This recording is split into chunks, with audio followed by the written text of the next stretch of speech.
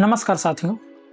जब हम राज्य और व्यक्तियों के संबंधों पर विचार करते हैं तब दो बातें सामने आती हैं, एक अधिकार और दूसरा कर्तव्य।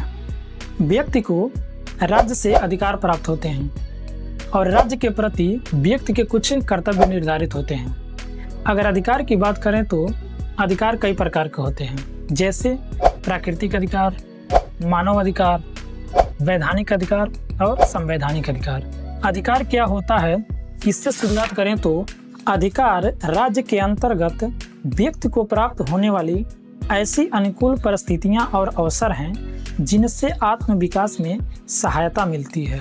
हेराल्ड जे लास्की के शब्दों में कहें तो अधिकार सामाजिक जीवन की वे परिस्थितियां हैं जिनके बिना आमतौर पर कोई व्यक्ति पूर्ण आत्म विकास की आशा नहीं कर सकता है।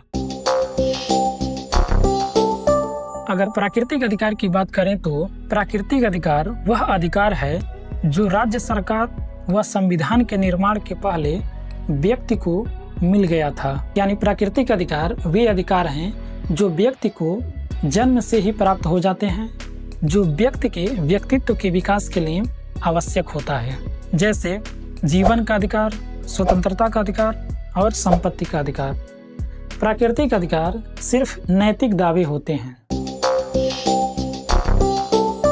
अगर मानवाधिकार की बात करें तो यूनाइटेड नेशंस के अनुसार मानवाधिकार वे अधिकार हैं जो हमें सिर्फ इसलिए प्राप्त होते हैं क्योंकि हम मनुष्य हैं। ये किसी राज्य द्वारा प्रदान नहीं किए जाते हैं। ये सार्वभौमिक अधिकार हम सब में निहित है, चाहे हमारी राष्ट्रीयता, लैंगिकता, रंग, धर्म, वंश, जाति कुछ भी हो। ये अधिकार सबसे बुनियादी अधिकार जीवन के अधिकार से लेकर उन अधिकारों तक है जो जीवन को जीने लायक बनाते हैं, जैसे भोजन, शिक्षा, काम या रोजगार, स्वास्थ्य और स्वतंत्रता का अधिकार।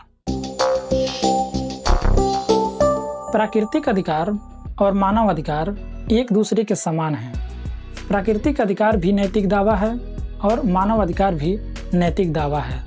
मानव अधिकार मानव को प्राप्त है, इसलिए मानव अधिकार भी प्राकृतिक अधिकार है और यह राज्य या सरकार द्वारा प्रदान नहीं किए जाते हैं। परंतु मानव अधिकार का विचार प्राकृतिक अधिकार की तुलना में अत्यधिक व्यापक है, क्योंकि मानव अधिकार में वर्तमान समय में सामाजिक आर्थिक अधिकार, लैंगिक अधिकार और सांस्कृतिक अधिकार का समावेश किया गया है। अगर कानूनी अधिकार की बात करें तो कानूनी अधिकार संसद या राज्य विधानमंडल द्वारा पारित कानूनों और विधानों द्वारा प्रदत्त अधिकार होता है। इसे साधारण कानून द्वारा संरक्षण प्राप्त होता है, जैसे मतदान का अधिकार, सूचना का अधिकार, मनरेगा के तहत कार्य का अधिकार, वन अधिकार के तहत आदिवासियों का अधिकार। साधारण कानून प्रक्रिया के माध्यम से विधायिका द्वारा इसे बदला या निरस्त किया जा सकता है। अगर संवैधानिक अधिकारों की बात करें तो जिन अधिकारों का उल्लेख संविधान के भाग 3 से बाहर के अन्य भागों में वर्णन होता है उसे संवैधानिक अधिकार कहते हैं, जैसे मुक्त व्यापार का अधिकार। अधिकारों को संविधान संशोधन के माध्यम से भी संवैधानिक अधिकार का दर्जा प्रदान किया जा सकता है, जैसे संपत्ति का अधिकार। ये अधिकार केंद्र एवं राज्य कानूनों के जरिए लागू किया जाता है। इन अधिकारों को अनुच्छेद 226 तथा संबंधित कानून के तहत संरक्षण प्राप्त होता है। अगर मौलिक अधिकार की बात करें तो जिन अधिकारों का उल्लेख संविधान के भाग 3 के तहत वर्णन है उसे मौलिक अधिकार कहते हैं, जैसे समानता का अधिकार, स्वतंत्रता का अधिकार, शोषण के विरुद्ध अधिकार, धार्मिक स्वतंत्रता का अधिकार, अल्पसंख्यक से संबंधित अधिकार और संवैधानिक उपचारों का अधिकार। अधिकारों को संविधान संशोधन के माध्यम से भी मौलिक अधिकार का दर्जा प्रदान किया जा सकता है, जैसे शिक्षा का अधिकार। मूल अधिकार मूल इसलिए होते हैं क्योंकि मूल अधिकार की अवहेलना संसद के द्वारा निर्मित किसी भी विधि से संभव नहीं है।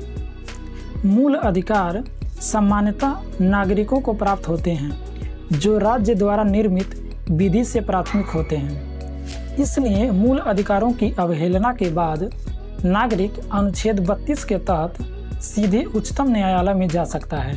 मूल अधिकार इसलिए मूल है क्योंकि संविधान निर्माण के पूर्व निर्मित विधियों तथा मूल अधिकारों के बीच टकराव की स्थिति में पूर्व संवैधानिक विधियां ढक, आच्छादित तथा कोमा में चली जाती हैं।